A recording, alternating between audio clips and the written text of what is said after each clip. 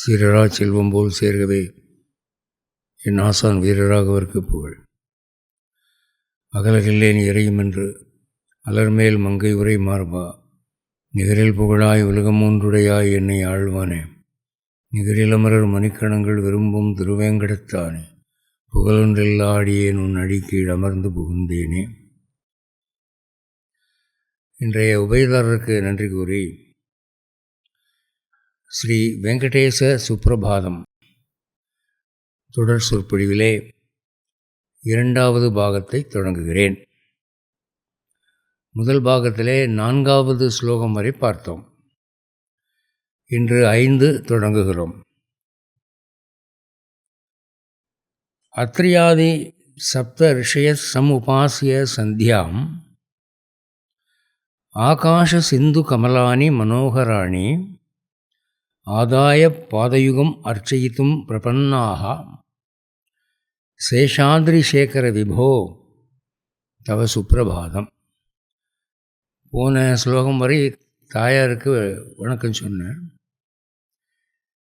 இப்போது பெருமாளுக்கு சுப்ரபாதம் சொல்கிறார். ஒவ்வொரு ஸ்லோகத்திலும் பெருமாள் திருப்பள்ளி எழுச்சி காண வேண்டும் என்பதற்காக யார் யார் காத்திருக்கிறார்கள் என்பதை சொல்லி அதன் மூலம் எம்பெருமானுடைய பெருமையை எடுத்து விளக்குகிறார் ஆசிரியர். இதில் முனிவர்கள் காத்திருக்கிறார்கள் அவன் கண் விழிப்பதற்கு அப்படிங்கிறத சொல்கிறார். அத்ரியாதி சப்தரிஷியா, சப்தரிஷிகள்னால் 7 முனிவர்கள். அந்த 7 பேர் யார் அப்படின்னு கேட்டால் அந்த 7 பேர் இன்னார் தான் என்று வரையறுத்து சொல்ல முடியாது. ஏன்னு சொன்னால் ஒவ்வொரு காலகட்டத்திலும் ஒவ்வொரு 7 பேர் இருப்பார்கள். அந்த சைக்கிள் முடிஞ்சவுடனே அடுத்த 7 பேர் வருவாங்க. இந்த சைக்கிளில் சப்தரிஷியாக இருந்தவங்க தான் அடுத்த சைக்கிளில் இருப்பாங்கன்னு சொல்ல முடியாது. அந்த சப்தரிஷி மண்டலம் என்பது ஒரு பதவி. அவர்கள் சிருஷ்டிகளே ஒரு நிர்வாகத்தை செய்கிறார்கள். அதில் இங்கே பிரதானமாக அத்ரி முனிவரை சொல்கிறார். அத்ரி முதலிய 7 முனிவர்கள். இந்த சப்த ரிஷிகள் சொல்லும்போது எத்தனையோ ஆயிரக்கணக்கான ரிஷிகளையும் சொன்னதாயிற்று. சிரேஷ்டமானவர்களை சொல்லும்போது அவர்களுக்குள் அடங்கின மற்றவர்களை சொன்னதாகும் இல்லையா? அத்ரி ஆதி, ஆதினா முதலிய, முதலியன்னா அர்த்தம் என்ன? தமிழில் ஒரு குறிப்பிட்ட நபரை முதல்ல சொல்லி இவரை முதல்ல வச்சுக்கிட்டு இவர் மாதிரி இந்த கேடரை சேர்ந்த இன்னும் பல பேர் அப்படின்னு அர்த்தம். ஆகிய என்பதற்கும் முதலிய என்பதற்கும் வேறுபாடு உண்டு. இப்போ ராமன், ராமமூர்த்தி, கிருஷ்ணன் ஆகிய மூவரும் வந்தார்கள் என்று சொன்னால் வந்தவர்களே 3 பேர் தான். அந்த 3 பேருடைய பேரும் இதுதான் அப்படின்னு அர்த்தம். அப்படி இல்லாமல் ராமன் முதலிய மூவரும் வந்தார்கள் அப்படின்னா ராமனை முதல்ல வச்சுக்கிட்டு மீதி 2 பேரும் கணக்கு பார்த்திங்கன்னா மொத்தம் 3 பேர் வந்தார்கள். முதலிய என்றால் இது தொடங்கி இன்னும் பலர் என்று அர்த்தம். இங்கே அத்ரி, அத்ரி தலையாய முனிவர். அந்த அத்ரி முதலிய அவர் தொடக்கமாக சப்த ரிஷிகள் 7 முனிவர்கள் சம் உபாசிய. இந்த முனிவர்களை எதுக்கு முதல்ல சொன்னார் அப்படின்னா,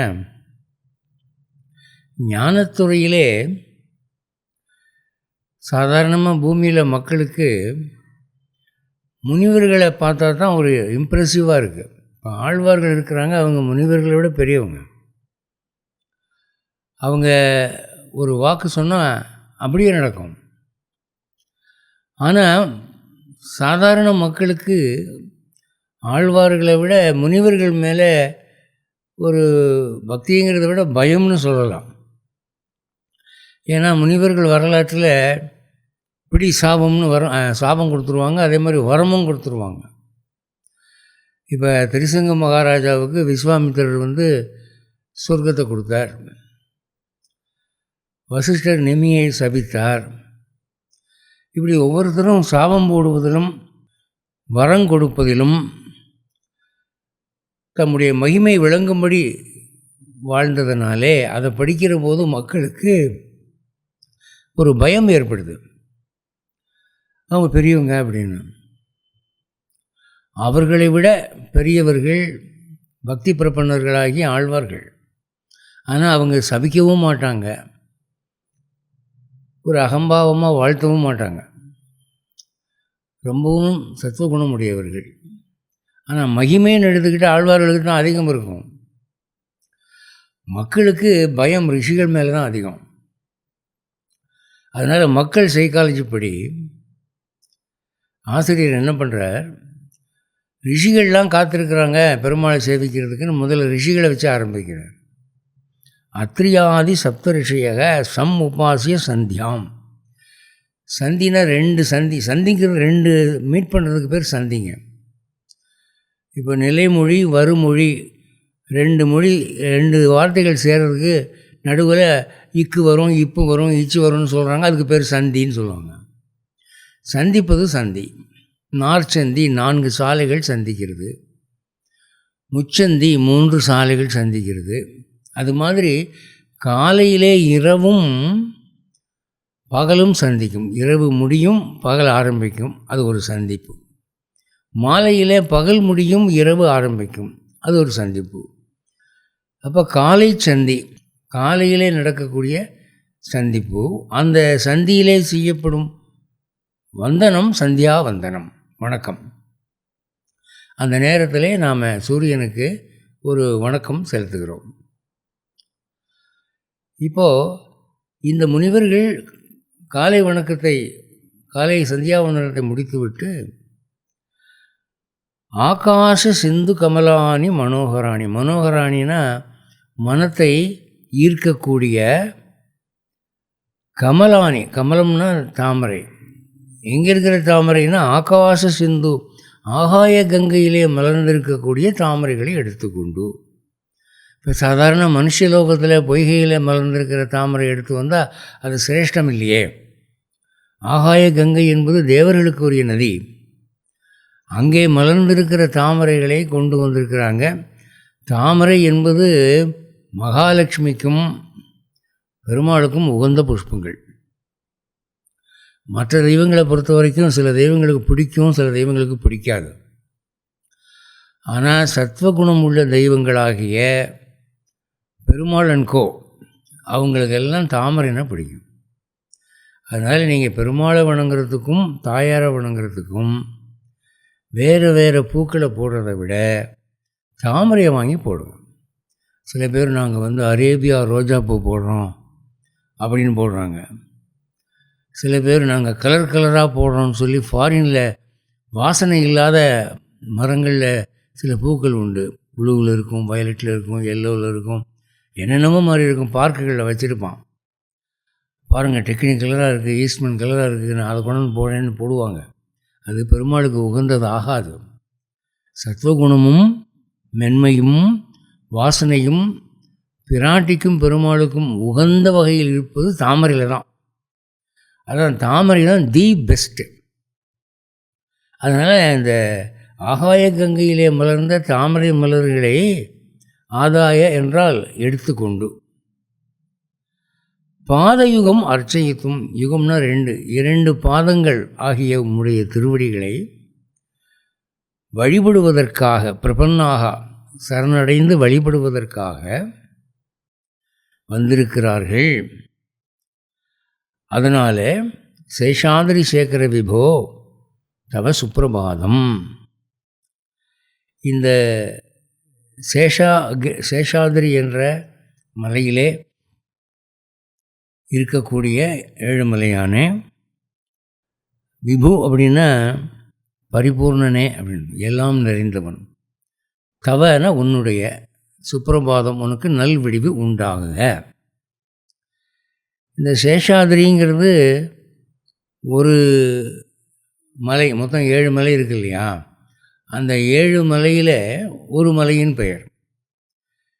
திருப்பதி வெங்கடாஜலபதிக்கு 7 மலையான்னு ஏன் பெயர் வந்தது? 7 மலைகள் இருக்குது அந்த தொடரில். அந்த 7 மலைகளுடைய பெயர்கள் என்ன அப்படின்னு கேட்டால், இந்த சுப்ரபாதத்தில் 15வது ஸ்லோகத்தில் இருக்குது. உங்களுக்காக அதை நான் இப்போ படித்து காட்டுறேன். என்னன்னா, சேஷசைலம், கருடாச்சலம், வெங்கடாத்ரி, நாராயணாத்ரி, ரிஷபாத்ரி, விஷாத்ரி, சிம்மாச்சலம் ஆக 7 மலை. இந்த 7 மலையுமே அவனுக்கு தான் சொந்தம். அதனால் ஒவ்வொரு ஸ்லோகத்தில் ஏதாவது ஒரு மலையுடைய பெயரை சொல்லுவார். ஒரு ஸ்லோகத்தில் வெங்கடாத்ரி அப்படிம்பார், இன்னொரு ஸ்லோகத்தில் சேஷாத்ரிம்பார், இன்னொரு ஸ்லோகத்தில் சேஷசைலம் அப்படிம்பார். எல்லாமே அவனை தான் குறிக்கும். இங்கே சேஷாத்ரி என்ற மலையில் இருக்கக்கூடியவனே, ரிஷிகள் உன்னை வணங்குவதற்காக காத்திருக்கிறார்கள், நீ எழுந்து திருக்கண் விழித்து அவர்களுக்கு இன்டர்வியூ கொடு அப்படின்னு கேட்குறார். அதாவது பிரதிவாதி பயங்கரம் அண்ணா சுவாமிகள் அங்கே தன் ஞானக்கண்ணாலே கண்ட காட்சி. ஏழுமலையானை சேவிக்க யார் யார் காத்திருக்கிறார். நம்ம போனால் நம்ம கண்ணுக்கு தெரியாது. இவர் மகான், பிரதிவாதி பயங்கரம் அண்ணா சுவாமிகள் பெரிய மகான். அவருடைய ஞானக்கண்ணில் யார் யார் வந்திருக்காங்க, வெயிட்டிங்கில் இருக்காங்கன்னு அவருக்கு தெரியுது. அதை லிஸ்ட்டு போட்டு சொல்கிறார். அடுத்து 6வது ஸ்லோகம். பஞ்சானன அப்ஜபவ ஷண்முக வாசவாத்யாக த்ரைவிக்ரமாதி சரிதம் விபுதாக ஸ்துவந்தி பாஷாபதி படதி வாசர சுத்திம் ஆராத்து சேஷாதிரி சேகர விபோ தவ சுப்ரபாதம். இதில் என்ன சொல்கிறார் அப்படின்னா, காலங்காத்தால் எழுந்த உடனே மகாராஜாவுக்கு சாதாரணமாக பஞ்சாங்கம் படிக்கணும்.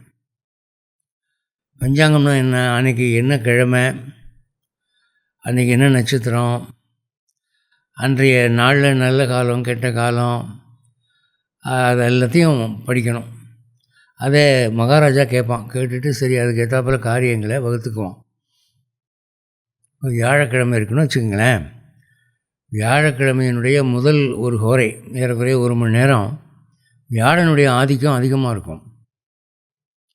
உங்களுக்கு நடப்பு காலம் வியாழ தசையாக இருந்ததுன்னா, அல்லது வேறு தசையாக இருந்தால் கூட, வியாழன் உங்களுக்கு சாதகமாக இருக்குதா அந்த பீரியடில் கோச்சாரத்தில்ங்கிறத பொறுத்து ஒவ்வொரு வியாழக்கிழமையும் முதல் 1 மணி நேரம் பொழுது எப்படி போகுதுங்கிறத வச்சு நம்ம டிசைட் பண்ணிக்கலாம். கோச்சாரம் என்பது ஒரு வாரம் 15 நாளைக்கு ஒருக்கா மாறிக்கிட்டே இருக்கும், கிரகங்களுடைய அசைவுக்கு ஏற்ப. ஒரு குறிப்பிட்ட வியாழக்கிழமை காலைல 1 மணி நேரம் ஒரு நல்லது நடக்குது அப்படின்னு சொன்னால், அநேகமாக அடுத்த வியாழக்கிழமை அப்படி நடக்க காரணம் உண்டு.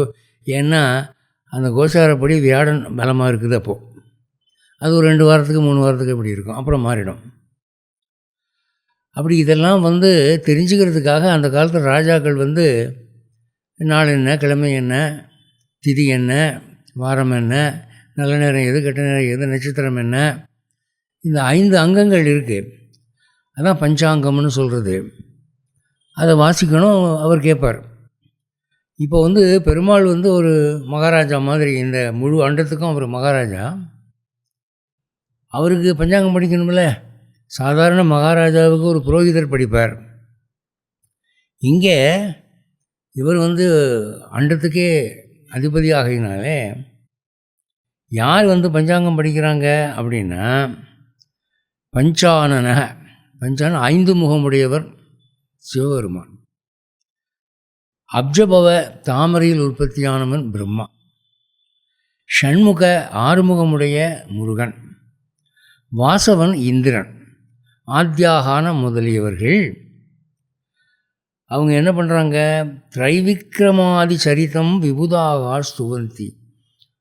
நீ எழுந்திருப்பாயாகன்னு சொல்லி மொட்டையாக உன் பேரை சொல்லாமல், நீ ஒவ்வொரு அவதாரத்திலும் செய்த மகத்தான காரியங்களை எடுத்து சொல்லி அப்படிப்பட்டவனே எழுந்திருப்பாயாக என்று சொல்லி பஞ்சாங்கம் படிக்கிறாங்கன்னா அது எப்படின்னா, திரைவிக்கிரமாதி சரிதம், திரிவிக்கிரம அவதாரம் எடுத்தவர் பெருமாள்.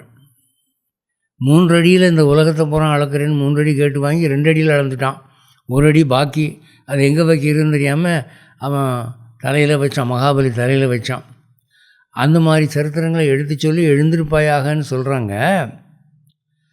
அவர்கள் சார்பிலே ஆக்சுவலாக பஞ்சாங்கத்தை படிக்கிறது யார்? சரித்திரங்களை சொல்கிறது இந்த சிவபெருமான், பிரம்மா, முருகன், இந்திரன் முதலியோர் அவனுடைய மகிமைகளை சொல்லி எழுப்புகிறாங்க.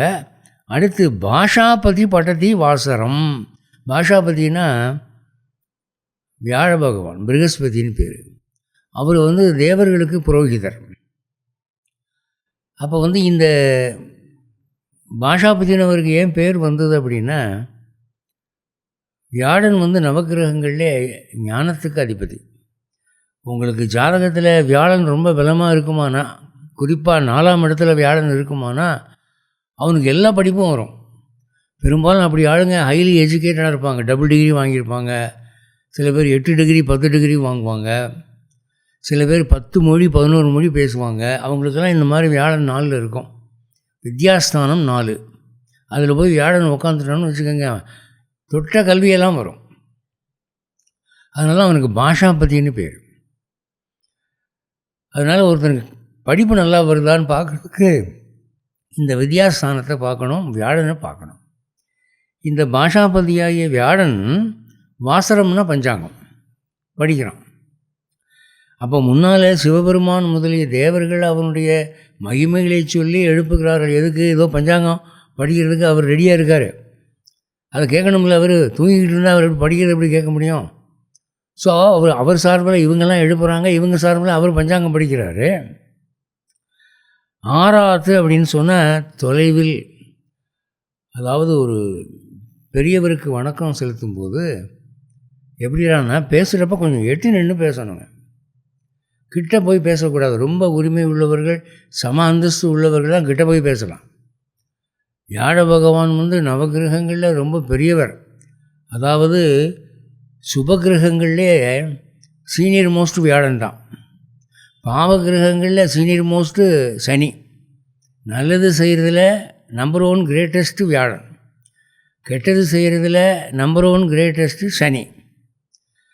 அதனால் இந்த வியாழன் சனி ரெண்டுமே 2 மேஜர் பிளானட்டு.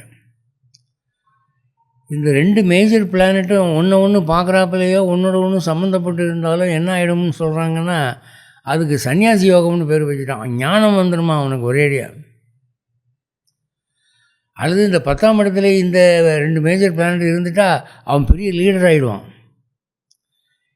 இங்கே தொலைவில் நின்று படிக்கிறார். நவகிரகங்களில் சீனியர் மோஸ்ட்டு சுபகிரகம் வியாழன். அவரே 5 லட்சணமும் ஒடுங்கி போய் தூரத்தில் நின்று படிக்கிறார். கிட்ட போகிறதுக்கு நமக்கு யோக்கியத்தை இல்லைன்னு. சேஷாதிரி சேகர விபோ தவ சுப்பிரபாதம். சேஷாதிரியினுடைய சிகரத்தில் இருக்கக்கூடிய பரிபூர்ணனே, உனக்கு நல்விடிவு உண்டாகுக, திருக்கண் மலர்வாயாக, எழுந்திருப்பாயாக. அதாவது அன்புள்ளவர்கள் உறக்கத்தில் இருக்கிறவர்களை ஒரு அன்பான பெயர் கூறி எழுப்புவது பழக்கம். ஒரு மகனை தாய் எழுப்பும்போது அவனை ரொம்ப, டே கண்ணா எந்திரிடா, டே மணியாச்சுடா, எழுந்திருப்பா, இன்றைக்கி பரீட்சை இருக்குல்ல அப்படின்னு சொல்லி அன்பான வார்த்தைகள் கூறி எழுப்பினா அவனுக்கு ஒரு உற்சாகமாக இருக்கும் இல்லை? மங்களமாக பொழுது விடியும் இல்லையா? காதல் விழக்கூடிய முதல் சொல் மங்களமாக இருக்க வேண்டும். அதுதான் சுப்பிரபாதம்ங்கிறான். பிரபாதம்னா காலை, சூனா நல்லன்னு அர்த்தம். குட் மார்னிங், நல்ல காலை பொழுது. அந்த மாதிரி ஒரு மங்களத்துக்கு இந்த வார்த்தையை சொல்கிறார்கள். அடுத்து 7, ஈஷத் பிரபுல்ல சரசீருக நாரிகேல பூகதுர்ம ஆதி சுமனோகர பாலிகானாம் ஆவாத்தி மந்தம் அனிலசக திவ்யகந்தைஹி சேஷாதிரி சேகர விபோ தவ சுப்பிரபாதம். ஈஷத்துனா கொஞ்சம், பிரபுல்ல மலர்ந்த, அதாவது மலர் இன்னும் முழுக்க மலரல. அது எப்போ மலரும்னா சூரியன் நன்கு உதித்த பிறகு தான் தாமரை மலரும். சூரியன் இன்னும் முழுக்க உதிக்கலைங்கிற போது கொஞ்சம் தான் மலரும். மலர்ந்தும் மலராத நிலை அது பார்க்கவும் நல்லா இருக்கும். அப்போ வர்ற வாசனை அதிகமாக இருக்கும். அப்போது சிறிது பிரபுல்லனா மலர்ந்த சரசீருக, சரசீருகனா தாமரை மலர். நாரிகேலைனா தென்னமரம். தென்னமரத்தில் பாளைகள், தென்னம்பாளைகள், அதான் அதனுடைய பூ சின்ன சின்னதாக இருக்கும். அப்புறம் பூக்கதுருமை, பூக்கனா பாக்கு, பாக்கு மரங்கள், பாக்கு மரங்கள்லேயும் அந்த மாதிரி பாளைகள் இருக்கும் பூ. ஆதி மரங்களின், முதலிய மரங்களின் ஈஷத் பிரபுல்ல சரசீருக நாரிகேல பூக்கதுருமாதி சுமனோகர பாலிகா. நாம் பாலிகம் என்ற பூ, பாளைன்னு சொல்கிறோமில்ல, அது மலர்ந்தும் மலராமல் இருக்கக்கூடிய மனோகரமான மனத்தை ஈர்க்கக்கூடிய பூக்கள். எவற்றினுடைய பூக்கள்? தாமரை, தென்னை, பாக்கு. இந்த 3 வகையான பூக்களுடைய மலர்ந்தும் மலராத அந்த நிலையிலே திவ்ய கந்தைகி, ரொம்ப புனிதமான வாசனை, மங்களமான வாசனை. ஒரு பூவிலிருந்து ஒரு வாசனை வருதுன்னா அது ப்ளசண்ட்டாக இருக்கணும், அதுதான் நல்லாயிருக்கும். சில பூக்கள் இருக்குது, அதாவது இந்த சில காட்டு பக்கம் போனீங்கன்னா, இந்த சுடுகாட்டு பக்கம் கூட அந்த மாதிரி பூக்கள் கிடைக்கும். அவை மோந்து பார்த்திங்கன்னா கொமட்டும், அப்படி வாசனை உள்ள பூவெல்லாம் இருக்குது உலகத்தில். அதுக்கு பேர் திவ்ய கந்தம்னு சொல்ல மாட்டாங்க, துர்கந்தம்னு சொல்லுவாங்க. இது சத்துவகுண தெய்வம். பெருமாளும் பிராட்டியும் நல்ல வாசனையான பூக்களைத்தான் விரும்புவார்கள். ஆனந்தாண்டபுரம் மந்திரமூர்த்தி சுவாமிகள் எனக்கு அஷ்டலக்ஷ்மி யந்திரம் ஒன்று சாதித்து கொடுத்தார். கொடுத்ததில் மகாலட்சுமியை ரொம்ப வேத மந்திரங்கள் சொல்லி நான் ஆவாகனம் பண்ணியிருக்கேன். இதை நீங்கள் ரொம்ப திவ்யமாக வச்சுக்கணும், பத்திரமாக வச்சுக்கணும்.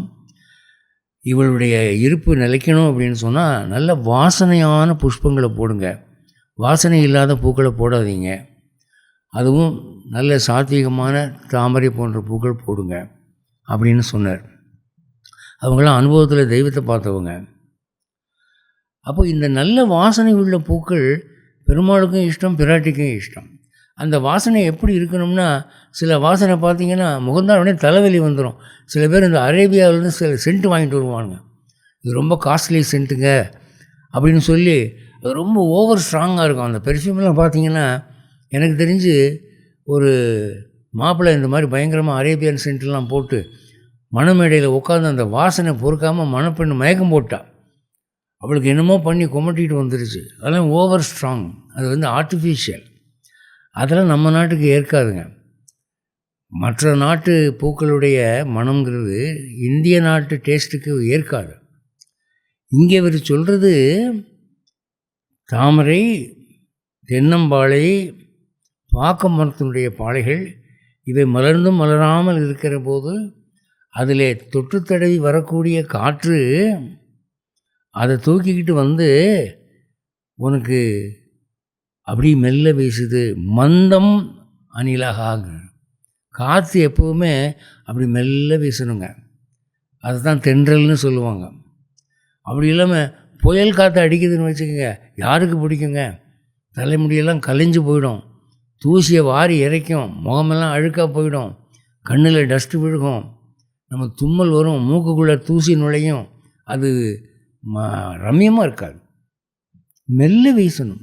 இப்போ ஃபேன் வச்சா கூட மெல்ல அடிக்கணும் காற்று, அதுதான் இதமாக இருக்கும். இந்த சினிமா தியேட்டர்களில் புயல் மாதிரி வச்சுருப்பான் ஒரு ஃபேனு, அதை ஆன் பண்ணி விட்டு பக்கத்தில் போய் உக்காந்தா எல்லாம் தலையிலுக்கு தொப்பிக்கு போய் எல்லாம் பறந்துடும். அதை யாரும் விரும்ப மாட்டாங்க. அதான் இவர் சொல்கிறார், மந்தம் அனிலம், மெல்ல காற்று ஆவாதி வீசுகிற அந்த வாசனையோடு. அந்த காலத்தில் ராஜா பக்கத்தில் பங்கா வீசுவாங்க. அந்த பங்காவில் வெட்டி வேரெல்லாம் வச்சு தைச்சிருப்பாங்க. பங்காங்கிறது விசிறி தான். அது இன்னும் சில பேர் வந்து ராஜாவுடைய சிம்மாசனத்துக்கு மேலே பங்கா இருக்கும், அதில் ஒரு கயிறு அட்டாச் பண்ணி புள்ளி வச்சு அவன் தள்ளி பக்கத்து ரூமில் உட்காந்துருப்பான், அந்த பங்கா இழுக்கிறவன். அவன் அப்படி ஒரு குறிப்பிட்ட ஸ்பீடில் இழுத்துக்கிட்டு இருப்பான், அதுக்கேற்றாப்புல அந்த விசிறி போயிட்டு வந்துக்கிட்டு இருக்கும். தூங்குற போதும் அந்த பங்கா இருக்கும், ஒர்க் பண்ணும். ராஜ தர்பார்லேயும் ஒர்க் பண்ணும். இந்த பங்கா வீசுகிறவன் ஆயுசு புறம் பரம்பரையாக இப்படி பங்கா இழுத்து இழுத்து இழுத்து அவனுக்கு எவ்வளோ சர்வீஸ் ஆகிடுச்சுன்னா தூங்கிக்கிட்டே இருப்பான், நல்லா தூங்கிக்கிட்டு இருப்பான், குரட்டை விடுவான், ஆனால் கை மட்டும் போயிட்டு வந்துக்கிட்டு இருக்கும். அந்த பங்கா இழுப்பான். அந்த பங்கா இழுக்கிற போது அந்த காற்று எப்படி ராஜாவுக்கு அடிக்கும் அப்படின்னு சொன்னால் மெல்ல அடிக்கும். இந்த அதிசயத்தை நான் வந்து மதுரை திருமல நாயக்கர் மகாலில் பார்த்துருக்கேன். மதுரை திருமல நாயக்கர் மகாலை வந்து இப்போ இருக்கிறத போல் 4 மடங்கு 5 மடங்கு பெருசாக இருந்துச்சான். அவருடைய பேரன் இடிச்சு விட்டான் அவ்வளவையும். அவர் உட்காந்துருக்கிற ராஜ தர்பார் இருக்க அந்த இடத்துல அவர் உட்காரக்கூடிய சிம்மாசனம் இருக்குல்ல, அங்கே போய் நின்னீங்கன்னா யாரோ உங்களுக்கு வீசிடுற மாதிரி காற்று அடிச்சுட்டே இருக்கும், மெல்ல அடிக்கும். எப்படி அடிக்குதுன்னா மேலே டூமில் ஜன்னல்களை எப்படி அமைத்திருக்கிறார்கள் அந்த கட்டட நிபுணர்கள், அது ஒரு சாஸ்திரம் பார்த்துக்கோங்க.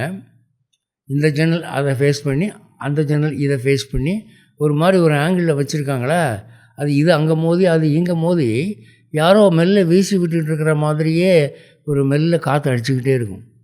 அப்போ நாயகருக்கு வேர்க்காது. அந்த மாதிரி ஒரு ஆர்டிஃபிஷியல் செட்டப் அந்த காலத்தில் பில்டிங் டெக்னிக் வச்சுருந்துருக்காங்க.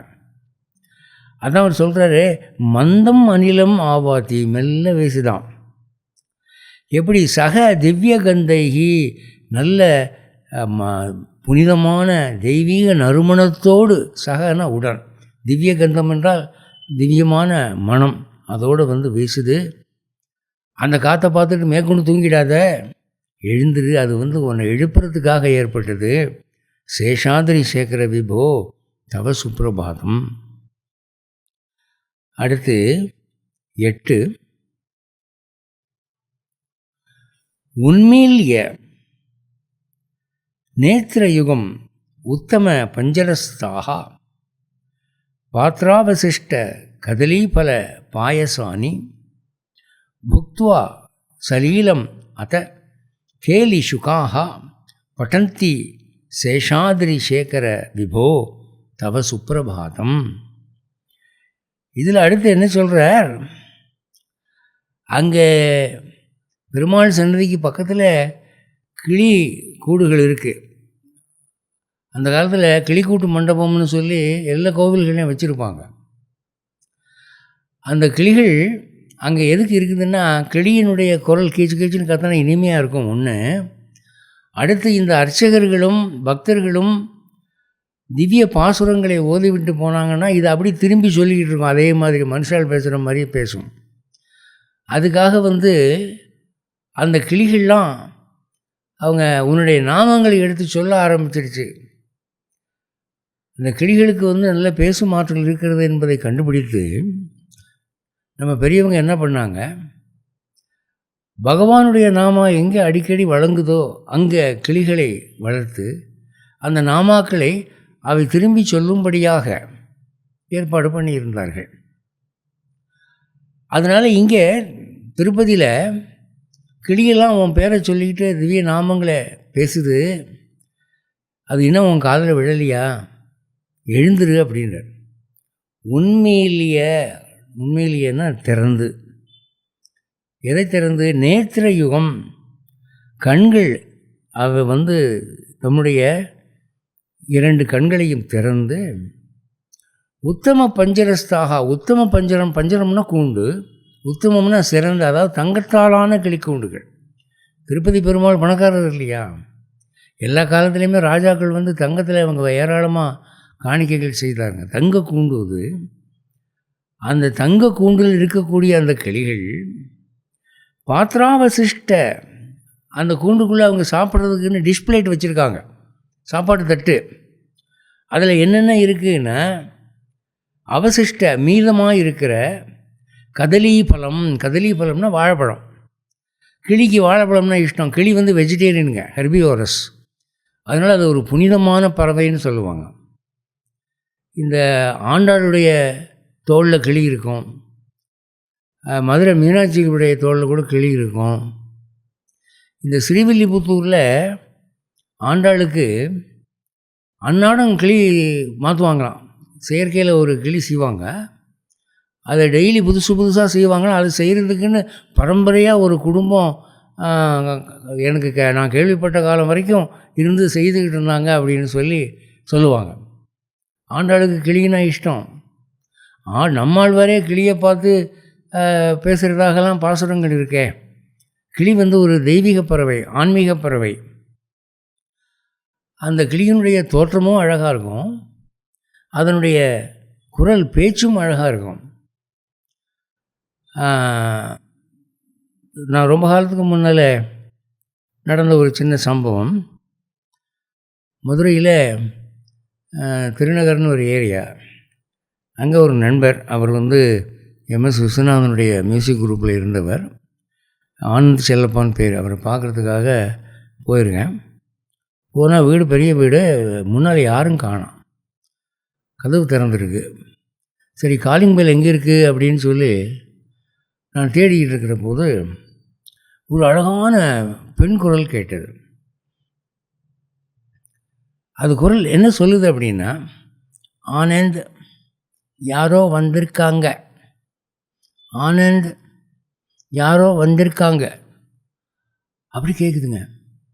அந்த குரல் எவ்வளவு ஸ்வீட்டாக இருந்ததுன்னா, இந்த குரலுக்காகவே அந்த பொண்ணை கல்யாணம் பண்ணிக்கலாமே.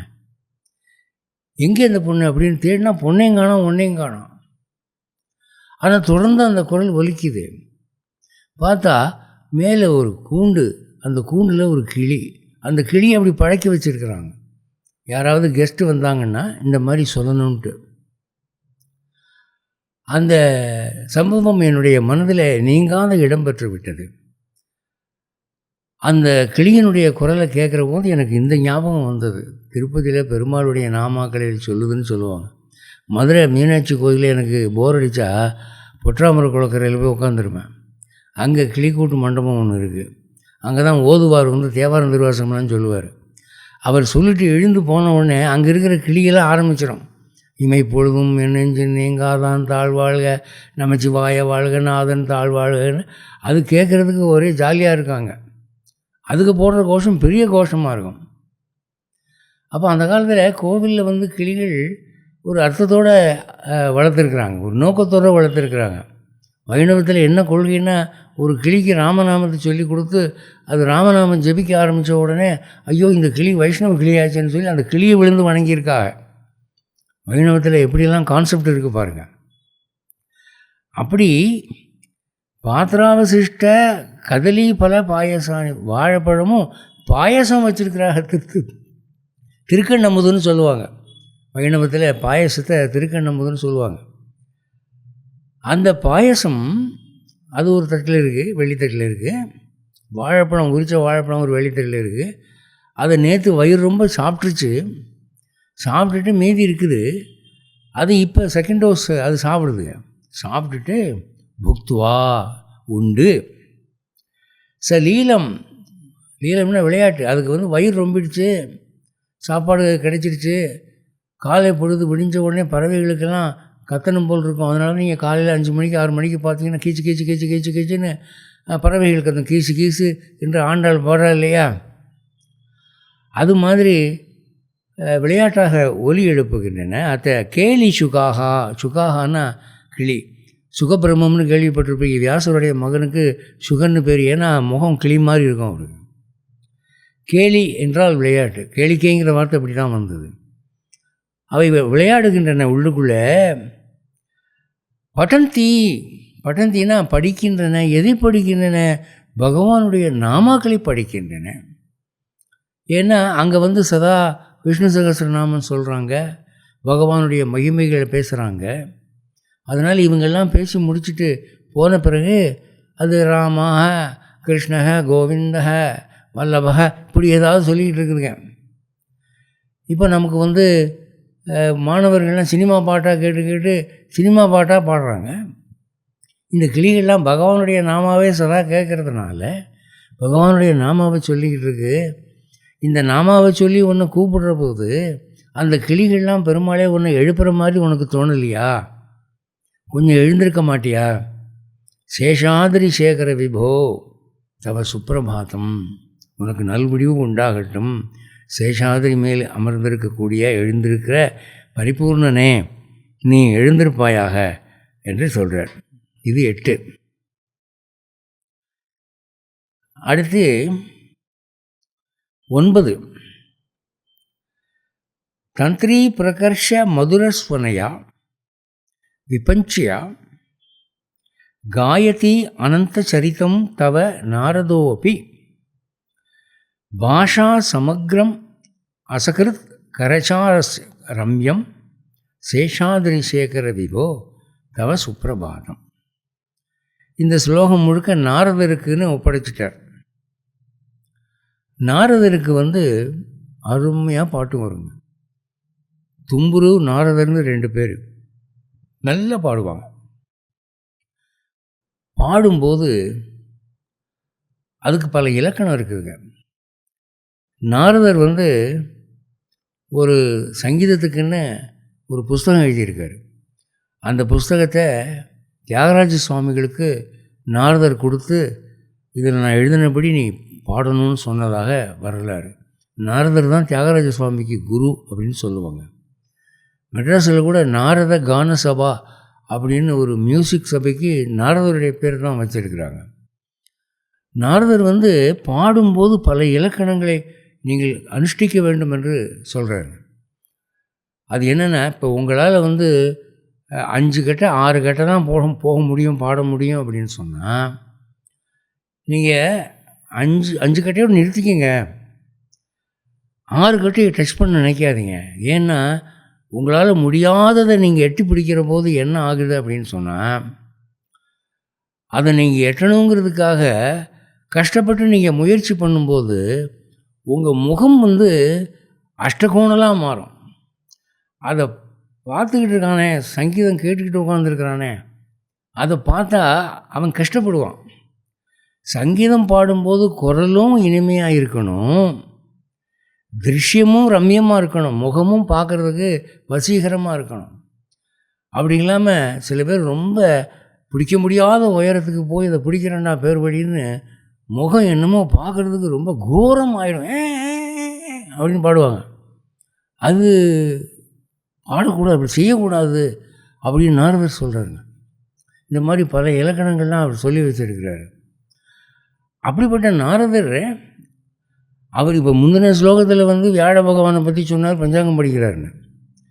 இப்போ சொல்கிறார், நாரதர் தன்னுடைய இனிமையான குரலாலே சங்கீதத்தில் இன்னென்ன ராகம் இன்னென்ன வேலைக்கு ஏற்றுதுன்னு இருக்குது. அழுகைக்குன்னு ஒரு ராகம் இருக்குது, சோகத்துக்குன்னு ஒரு ராகம் இருக்குது, சாவுக்குன்னு ஒரு ராகம் இருக்குது, மங்களத்துக்கு ஒரு ராகம் இருக்குது. இந்த மாதிரி காலை நேரத்தில் பாடுவதற்கு என்று சில ராகங்கள் இருக்குது. அந்த மாதிரி உகந்த ராகத்தில் குரலில் பிசிறு இல்லாமல் ஸ்மூத்தாக, எண்ணெய் தடவைனா சக்கரம் எப்படி அழகாக ஸ்மூத்தாக ஓடும், அந்த மாதிரி அவர் பாடுறார். கஷ்டம் இல்லாமல் அப்படியே அந்த கமகங்கள்லாம் ரொம்ப அற்புதமாக வருது. அவர் எப்படி பாடுறாராம், பகவானுடைய வரலாறுகளை பாடுறார். ஒவ்வொரு அவதாரத்திலும் அவர் செய்த மகிமையான காரியங்கள் அதை பாடுறாரு. சும்மா பாடலை, வீணையோடு பாடுறார். வாத்தியங்களில் வீணையும் புல்லாங்குழலும் மிக இனிமையானவையாக சொல்லப்பட்டன. மற்ற வாத்தியமெல்லாம் கொஞ்சம் கடோரமாக இருக்கும். இது ரொம்ப இனிமைக்கு பெயர் பெற்ற வாத்தியங்கள். அந்த யாழும் குழலும் அப்படின்னு சொல்லுவாங்க. யாழ்னு அவங்க சொன்னது இந்த வீணை தான், வீணையுடைய ஃபேமிலி தான் அது. இப்போது தந்திரி பிரகர்ஷ மதுரஸ்வனைய, தந்திரினா கம்பி, அந்த வீணையினுடைய தந்தி கம்பி இருக்கு இல்லையா, அதான் தந்திரி. இந்த தந்திரிங்கிற சொல்லு தான் அப்படி தந்தின்னு மாறுச்சு. பிரகர்ஷனா உயர்ந்த கம்பிகள். அதாவது வீணை செய்கிற போதுங்க அதில் பல இலக்கணம் இருக்குது. ஒரு இன்ன மரத்தில் தான் செய்யணும்னு இருக்குதுங்க. பலா மரம் அந்த மரம்னு சில கணக்கு வச்சுருக்குறாங்க. ஒரு மரம் இடி விழுந்து அந்த மரம் செத்து போயிடுச்சுன்னு வச்சுக்கோங்க, அந்த மரமானது ஜாதிப்படி வீணை செய்வதற்கு உகந்த மரமானால் கூட அதை செய்யக்கூடாது வீணைன்னு சொல்லியிருக்கு. நீங்கள் சீவக சிந்தாமணியில் சீவகன் வீணை போட்டியில் கலந்துக்கிற போது ஒரு குறிப்பிட்ட வீணை ஒலியை கேட்டுட்டு, இந்த வீணையானது இடி விழுந்து இறந்து போன மரத்தில் செய்யப்பட்டது, இது அமங்கலம், இதில் வாசிக்கக்கூடாதுன்னு சொல்கிறான். அதை கூட கண்டுபிடிச்சிருவாங்க அந்த காலத்தில். அந்த வீணை ஒலியிலிருந்து அந்த மரம் எந்த மரத்தில் செய்யப்பட்டதுன்னு சொல்லிடுவாங்க. அது மாதிரி இந்த கம்பி இருக்கே தந்திரி, அதுவும் உயர்ந்த கம்பின்னு, அதன் இலக்கணப்படி செய்யப்பட்ட கம்பி. அப்படி நாயின்னு தட்டினா இப்படி சத்தம் தான் வரணும், இப்படி சத்தம் வரக்கூடாதுன்னு கணக்கு இருக்குது.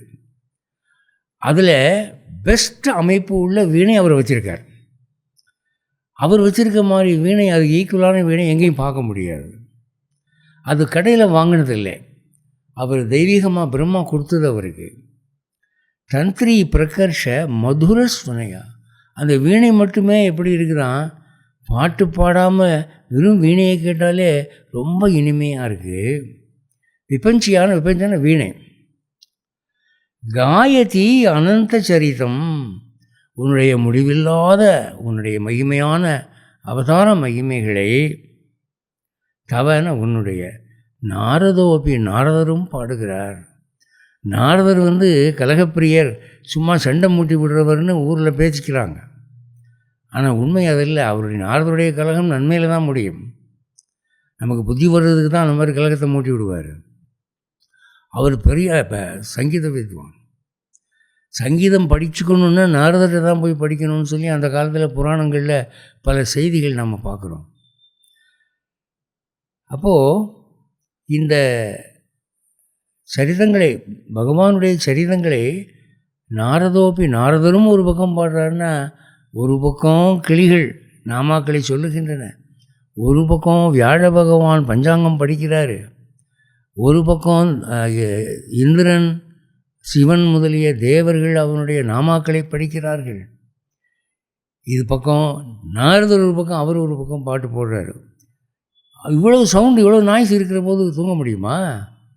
இது உன் காதில் விடுதலையா? எழுந்துருன்றார். அந்த நாரதர் எப்படிடா பாடுறாரு அப்படின்னா, பாஷா சமக்ரம். பாஷா சமக்ரம்னா பெர்ஃபெக்ட் லாங்குவேஜில் பாடுறாரு அப்படின்னு எழுதியிருக்குதுங்க. பாஷா சமக்ரம்னா என்னது? பெர்ஃபெக்ட் லாங்குவேஜ்னால் அது என்னது? இம்பெர்ஃபெக்ட் லாங்குவேஜ் இருக்கா அப்படின்னா, இம்பெர்ஃபெக்ட் லாங்குவேஜில் கூட பாடுவாங்களா என்றால், இந்த திருமலை திருப்பதி தேவஸ்தானத்தில் இந்த வெங்கடேஷ சுப்ரபாதத்துக்கு ஒரு உரை போட்டிருக்காங்க. திருமலை திருப்பதி தேவஸ்தானத்தில் ரொம்ப தலை சிறந்த வித்வான்கள் தாங்க இருக்கிறாங்க. இப்போ சான்ஸ்கிரிட் சிரோமணியெல்லாம் அங்கே தான், வெங்கடேஸ்வர யூனிவர்சிட்டிலாம் ரொம்ப படித்தவங்க தான் அவங்க உரை எழுதுகிறாங்க. அவர் எழுதுகிறாரு, பாஷா சமக்ரம் என்பதனாலே இது ஆழ்வார்கள் பாசுரத்தை குறிக்கிறது அப்படின்றார்.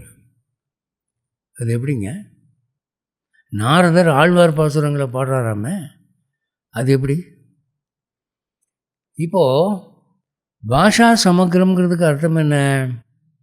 பாஷானா மொழி, சமக்ரம்னா பெர்ஃபெக்ட், அதாவது திருத்தி முடிக்கப்பட்ட, திருத்தமான அப்படின்னு அர்த்தம். அது என்ன அப்படி பேர் எந்த மொழிக்கு உண்டு அப்படின்னு கேட்டால், உலகத்திலேயே ஒரு முனிவராலே பெர்ஃபெக்டாக திருத்தி முடிக்கப்பட்ட, இலக்கணம் வடிவமைக்கப்பட்ட மொழி தமிழ் மொழி ஒன்று தான். யார் அந்த முனிவர்? அகத்தியர். இப்போ நமக்கு இருக்கிற நூல்கள்லாம், சுவாமிநாத தேசிகர் இலக்கண சுருக்கம் எழுதியிருக்காரு, இலக்கண கவுத்தெல்லாம் படிக்கிறோம். பவனந்தி முனிவர் நன்னூல் எழுதியிருக்கார். அவருக்கு முன்னால் வந்தவர் தொல்காப்பியம். தொல்காப்பியர் என்ன சொல்கிறார்? என்னுடைய குரு அகத்தியருங்கிறார். தமிழ் இலக்கணத்தில் ஃபஸ்ட்டு கிராமர் புக்கு யார் போட்டா? First grammar book for Tamil literature யார் போட்டா? ஹிஸ்ட்ரி ஆஃப் தமிழ் லிட்ரேச்சர் என்ன சொல்லுது? அகத்தியர் தான். அகத்தியர் தமிழ் மொழிக்கு வரம்பறுத்தார். இதுதான் இதுக்கு எல்லை, இதுதான் இதுக்கு இலக்கணம். அவன் ஆரம்பித்தா வந்தான்னு தான் முடிக்கணும். அவன் வந்தாள்னு சொல்லக்கூடாது, அவன் வந்ததுன்னு சொல்லக்கூடாது, அவன் வந்தார்கள்னு சொல்லக்கூடாது. இப்படி ஆண்பால் பெண்பால் ஒருமை பன்மை தன்மை முன்னிலை படர்க்கை சந்தி இலக்கணம் புணர்ப்பு இலக்கணம் யாப்பு இலக்கணம் இதெல்லாம் பன்னிருபாட்டியல் இந்த மாதிரி பல்வேறு இலக்கணங்களை அகத்தியர் செய்தார். அதனால் தமிழ் மொழிக்கு ஆகஸ்தியம் என்று ஒரு பெயர் உண்டு. நீங்கள் சம்ஸ்கிருத லிட்ரேச்சரில் ஆகஸ்தியம்ங்கிற வார்த்தை கம்மக்ராஸ் பண்ணிங்கன்னா அது தமிழை குறிக்குதுன்னு அர்த்தம். பல இடங்களில் தென்னிந்தியாவை பற்றி குறிக்கிற போது ராமாயணத்துலேயும் சரி மகாபாரதத்துலேயும் சரி தமிழ் என்பது ஆகஸ்தியம் என்ற சொல்லினாலே குறிக்கப்படுகிறது. தமிழ் மொழிக்கு அகத்தியம் என்று ஒரு பெயர் உண்டு. ஏன்னா அகத்தியர் தான் அதுக்கு இலக்கணம் வரம்பறுத்தவர். இந்த பெருமை சம்ஸ்கிருதத்துக்கே இல்லை, எந்த மொழிக்கும் இல்லை உலகத்தில். சம்ஸ்கிருதம் அனாதின்னு சொல்லுவாங்க. தமிழ் மொழிக்கு எல்லை வகுத்தவர். இது இப்படி தான் இருக்கணும், இந்த எல்லை தாண்டி போகக்கூடாது என்று வரம்பறுத்தவர் அகத்தியர். ஒரு ரிஷியினாலே ஒரு முனிவராலே திருத்தப்பட்ட மொழி தமிழ் மொழி ஒன்று தான்.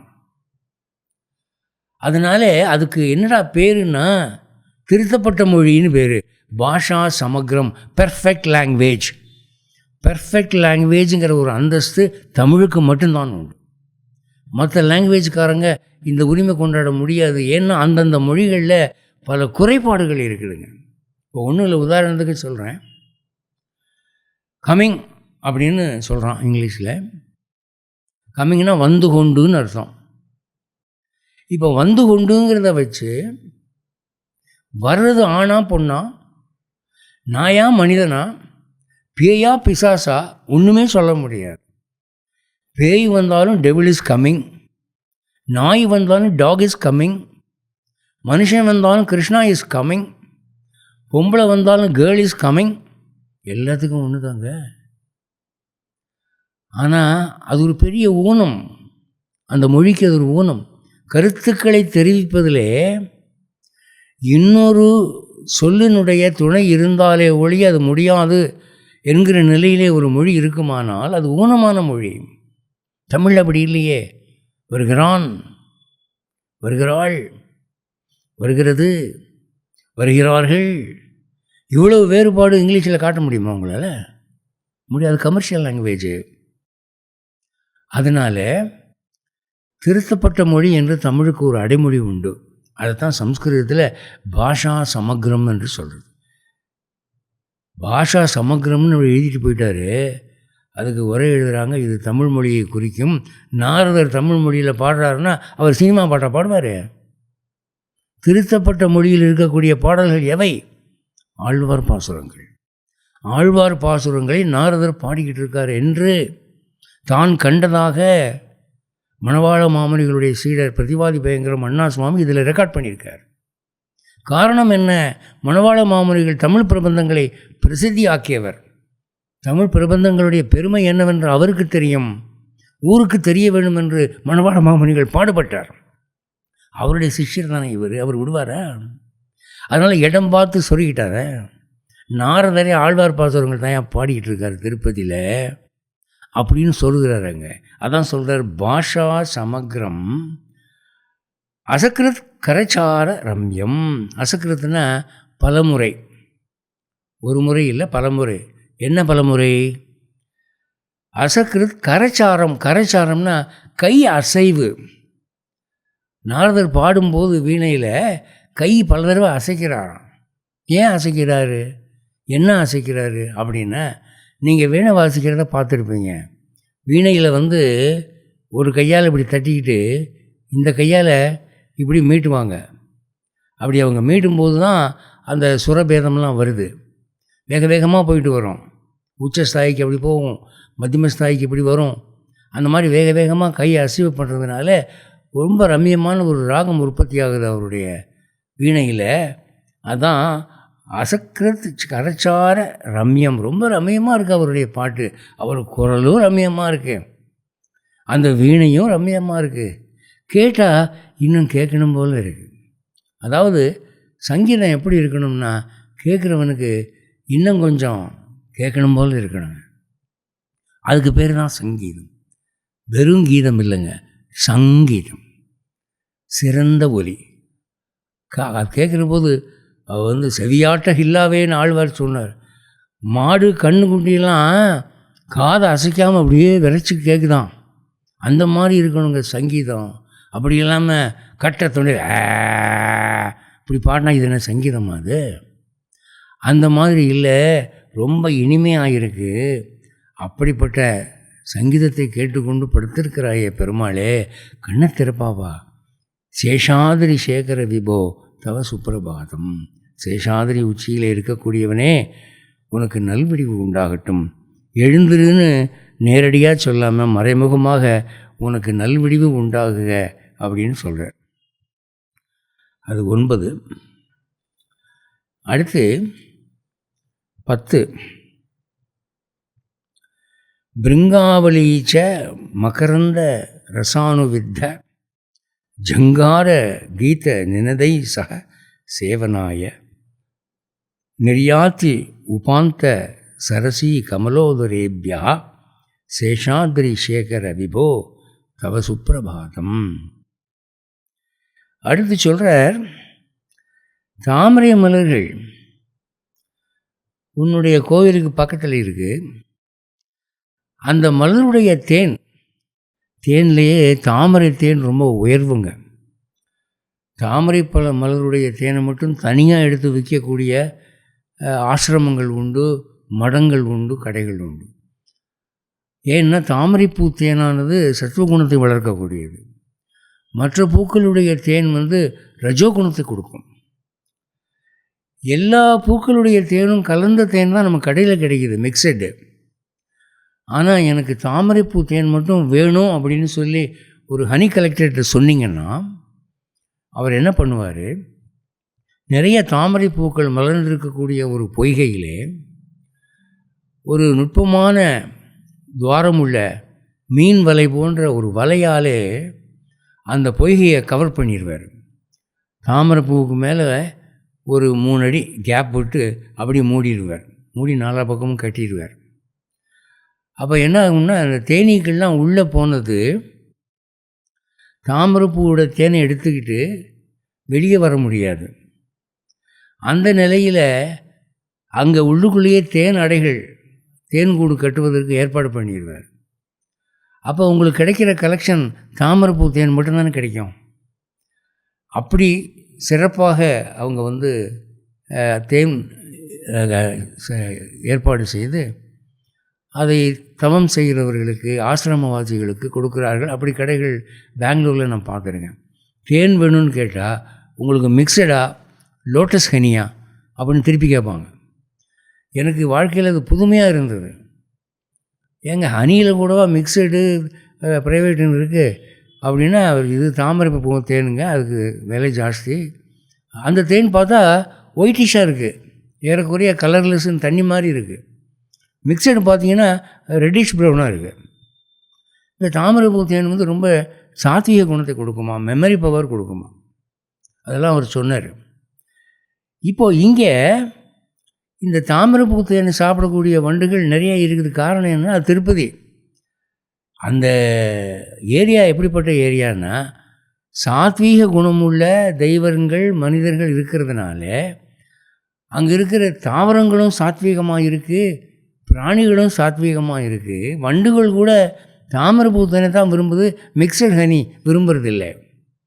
அப்போது அந்த ஹனியில் ரொம்ப ஆழ்ந்த ஈடுபாடோடு ஒரு தாமரைப்பூக்குள்ளே தேன் சாப்பிட்டுக்கிட்டு இருக்கிற போது பொழுது இருட்டிட்டு தாமரைப்பூ மூடிடுச்சு. மூடினா என்ன ஆகுதுடானா, அந்த தாமரைப்பூக்குள்ளேயே அந்த வண்டு ஜெயில்ட் ஆகி போச்சு, சிறைப்படுத்தப்பட்டு விட்டது. ராத்திரி பூரா என்னடா பண்ணுறது, வெளியே பண்ணுறதுக்கு போகிறதுக்கு வழி இல்லைன்னு அந்த தேனையே குடிச்சிக்கிட்டு அங்கேயே படுத்துருக்குது. விடிய காலையில் இந்த தாமரை மலர்கள் பிரஃபுல்ல மலர்ந்தும் மலராமல் அப்படி திறக்கிறத பார்த்தவுடனே அந்த வண்டுகள் ரொம்ப சந்தோஷமாக குதிச்சுட்டு வெளியே வருதான். அப்படி வெளியே வர்ற வண்டுகள் ராத்திரி பூரா தேன் குடிச்சிருக்குதுங்க. இப்போ சுதந்திரம் கிடைச்சிருக்கு, சந்தோஷமாக ரீங்காரமிட்டு பாடுகின்றன. வெங்கடேஸ்வரா, இந்த ஒலி உன் காதில் விழவில்லையா? கண் திறப்பாய் அப்படின்றாருங்க. பிருங்காவலி, பிருங்காவலின்னா வண்டுகள். மகரந்த ரசானுவித்த, அதாவது தாமரை மலருடைய மகரந்தத்தை, அந்த சுவையை அனுபவித்து ஜங்கார கீத, ஜங்கார கீதம்னா அந்த வண்டு வந்து ரீங்காரம் விடும்ல, அதுக்கு தான் ஜங்காரன்னு சொல்கிறது.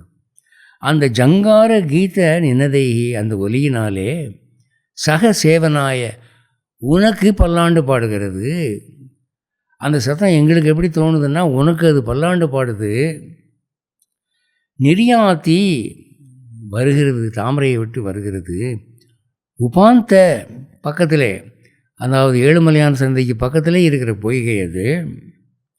சரசி உதரேபியா, சரசின்னா பொய்கையில் இருக்கக்கூடிய, கமலம்னா தாமரை, உதரம்னா வயிறு, தாமரையினுடைய நடுப்பகுதியிலிருந்து உதரேபியா வெளியே வருகிறது. அந்த ஒலி கேட்கவில்லையா? சேஷாதிரி சேகர விபோ தவ சுப்பிரபாதம், உனக்கு நல்விடிவு உண்டாகட்டும். எல்லாம் எந்திரிச்சிட்டாங்கப்பா, வண்டு எந்திரிச்சிருச்சு, பூ மலர்ந்துருச்சு, நாரதர் பாடுறாரு, வியாழ பகவான் பஞ்சாங்கம் படிக்கிறாரு, தேவர்களும் மகிமைகளை பாடுகிறார்கள், நீ எழுந்திருக்க மாட்டாயா என்று கேட்கிறார். அது 10. 11 யோஷாகணேன வரதத்னி விமத்தியமானே கோஷாலயேஷு ததிமந்தன தீவிர கோஷாக ரோஷாத் கலிம் விதததே ககுபஸ்ச கும்பாக சேஷாதிரி சேகர விபோ தவ சுப்பிரபாதம். அடுத்து என்ன சொல்கிறாரு? திருப்பதியில் பெருமாளுடைய கோவிலை சுற்றிலும் ஆயர்கள் சில பேர் குடிசை போட்டுட்டு குடியிருக்கிறாங்க. எதுக்காக குடியிருக்கிறாங்கன்னா, பெருமாளுக்கு கைங்கரியம் பண்ணணும், தாங்கள் வளர்க்கக்கூடிய பசுக்களுடைய பால், தயிர், மோர், வெண்ணெய், நெய்யெல்லாம் பெருமாளுக்கு ஆகணும் என்பதற்காக வேறு இடங்களுக்கு போய் வசிக்காமல் ஏழுமலை மீது அங்கே இருக்கக்கூடிய ஏரியாவில் குடிசைகள் போட்டுட்டு அவர்கள் வாழ்கிறார்கள். அவங்களெலாம் விடிய காலம் எழுந்துருவாங்க. எப்போவுமே பால் வியாபாரம் பண்ணுறவங்க விடிகாலம் 3 மணிக்கு எழுந்துருவாங்க. அவன் 8 மணிக்கு எழுந்திரிச்சிக்கிட்டு வியாபாரம் நடக்காது. 3 மணிக்கெல்லாம் எழுந்து அவன் பால் கலெக்ஷனுக்கு போகணும், மாடுகளை வந்து கறக்கணும். அப்போ தான் ரவுண்ட்ஸ் ஆரம்பித்தானா சரியாக இருக்கும். அதான் சொல்கிறாரு, யோஷா கணேன, யோஷானா இடையர்கள், இடைப்பெண்கள். அந்த இடைப்பெண்கள் வரதத்னி, தத்னின்னா தயிர், வரன்னா சிறந்த தயிருங்கிறார். அது என்ன சிறந்த தயிர்? சிறக்காத தயிர் ஒன்று இருக்குதா அப்படின்னா, தயிர் வந்து சிறந்த பாலிலிருந்து தயாராகணும். நான் வந்து நாமக்கல்லில் ஒரு 10 நாள் உபன்யாசத்துக்கு தங்கியிருந்தேன். அப்போ டாக்டர் ஜெயராமச்சந்திரன் ஒருத்தர் ஏற்பாடு பண்ணியிருந்தார். அவர் வீட்டில் சாப்பாட்டுக்கு ஒரு நாள் கூப்பிட்டுருந்தார், போயிருந்தேன். அப்போ போனபோது சாம்பார் ஆச்சு, ரசம் ஆச்சு, அடுத்தாப்பில் தயிர் சாதம் வேணும். இப்போ நம்ம வீட்டு தயிரில் ஒரு விசேஷம் இருக்குது பாருங்கள் அப்படின்னாரு. ஏன்னா தயிர்னா எல்லாரும் தயிர் தானே, என்ன விசேஷம் அப்படின்னா, ஒரு பெரிய கிண்ணத்தில் தயிர் கொடுத்தார். அதை அப்படியே கவுத்திக்கிங்க அப்படின்னார். கவுத்துனா தயிர் விழலை, பாத்திரத்தில் இருக்குது, கீழே விழ மாட்டேங்குது. என்னங்க இது, கம் போட்டு ஒட்டிக்கிங்களா அப்படின்னா, அங்கே தான் இருக்குது விசேஷம் அப்படின்னார். என்ன விசேஷம் அப்படின்னா, இதை வந்து கத்தியால் கீறணும் அப்படின்னா. கத்தியால் எவர் சில்வர் கத்தினால் கீறினா மைசூர் பாக்கு மாதிரி ஒரு எதிர் சக்தி கொடுக்குது. அது அப்படி எடுத்தேன். என்ன இதெல்லாம் கெமிக்கல்ஸ் போட்டு உரைய வச்சிங்களான்னு கேட்டேன். அதெல்லாம் இல்லை, பால் நாங்கள் வாங்கி அதில் தண்ணீரே இல்லாதபடி சுண்ட காய்ச்சி 1 லிட்டர் பால் 1/2 லிட்டர் ஆக்கி அதை உரைக்கி ஊற்றுவோம். அப்போது அது உரையும் போது தண்ணியே இல்லை. நீங்கள் உங்கள் வீட்டு தயிரெல்லாம் பார்த்தீங்கன்னா மேலே தண்ணி மிதக்கும். இன்னும் சில வீடுகளில் பார்த்தீங்கன்னா பாதி பாத்திரம் தண்ணி தான், மீதி பாத்திரம் தயிர் இருக்கும். அது முடி கவுத்துனின்னு டபக்குன்னு விழுந்துடும், கொடன்னு இருக்கும், டென்சிட்டியே இருக்காது. இது இருக்கே, அப்படிப்பட்ட தயிர் நான் வேறு இது வரைக்கும் எங்கேயும் பார்த்ததில்ல. அவர் சொன்னார், சிவாஜி கணேசன் பார்த்தா பாராட்டின தயிர் இது, எம்எஸ் சுப்புலட்சுமி பார்த்து பாராட்டின தயிர், நம்ம வீட்டுக்கு வந்து சாப்பிட்டவங்க எல்லோரும் இதை பாராட்டுவாங்க, நீங்களும் உங்கள் வாழ்க்கையில் மறக்கக்கூடாதுங்கிறதுக்காக தான் உங்களை கூப்பிட்டு இன்றைக்கி சாப்பாடு போட்டேன். இந்த நாமக்கலுக்கு வர கலைஞர்கள்லாம் இங்கே சாப்பிடாமல் போக மாட்டாங்க அப்படின்னு சொல்லுவார். அதுதான் வரதட்னி, சிறந்த தயிர். அப்படி தயிர் எங்கே கிடைக்கும்? அதை விமத்தியமானே, அதை மத்தியம்னா கடையிறது, மத்து வச்சு மத்துங்கிற வார்த்தை அப்படி தான் வருது. விமத்தியமானே கடையும் போது கோஷாலயேஷு, ஆலயம்னா இடம், வீடு, கோஷானா இந்த இது இடையர்களுடைய வீடு, அந்த கோஷாலயேஷு ததிமந்தன தீவிர கோஷாக, தயிர் கடையக்கூடிய ஒலி. தயிர்னா சும்மா ஒரு கிண்ணத்தில் வச்சு கடைவாங்க நினைக்கிறீங்களா? கடாரம் பெரிய அண்டா மாதிரி இருக்கும். அதனுடைய விட்டம் மட்டும் 4 அடி இருக்கும். அவ்வளோ பெரிய அண்டா நிறைய கட்டி தயிர் பாறை மாதிரி இருக்கும். அதை கடையக்கூடிய மத்து 7 அடி உயரம் இருக்கும். அந்த ஹெட்டு மட்டும் பார்த்திங்கன்னா இவ்வளோ பெருசு இருக்கும். அதை வச்சு 2 தூணில் கைத்தால் கட்டிடுவாங்க, பெர்பெண்டிகுலராக நிற்கிற மாதிரி.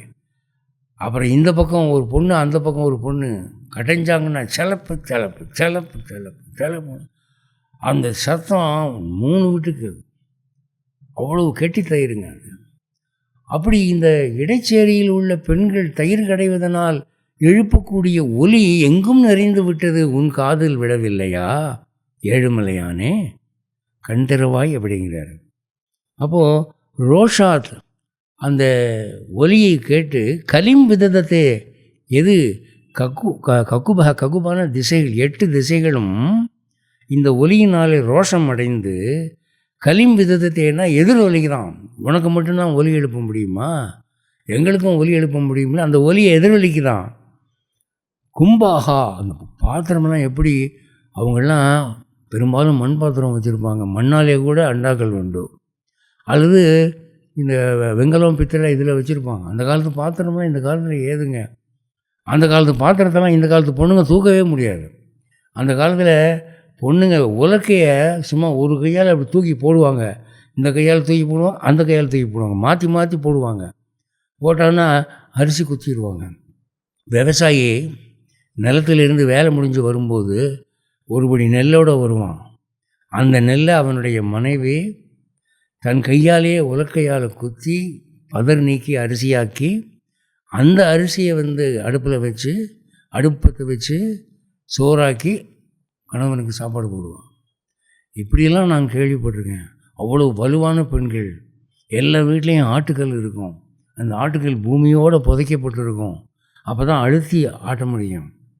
அப்போல்லாம் இட்லியும் வடையும் எவ்வளோ சாஃப்டாக, எவ்வளோ நல்லா இருக்கும். உளுந்து மாவு ஆட்டினா அப்படியே குபு குபு குபுன்னு பொங்குமே. அந்த மாதிரி பலகாரங்கள் சாப்பிட்டவர்கள் இந்த பெண்மணிகள். அந்த பெரிய பெரிய பானைகளில் கிடாரங்களில் கடையிற ஒலியானது எவ்வளவு ரம்யமாக இருக்குது, எதிரொலிக்குது திசைகளில் போய். எனவே சேஷாத்ரி சேகர விபோ தவ சுப்பிரபாதம், நீ நல்விடிவு என்று எழுந்திருப்பாயாக என்று சொல்கிறார். இதனுடைய தொடர்ச்சியை ஸ்ரீ வெங்கடேஷ் சுப்பிரபாதம் 3ஆம் பாகத்திலே கேட்கலாம். ஜெய ஸ்ரீமன்னாராயணன்.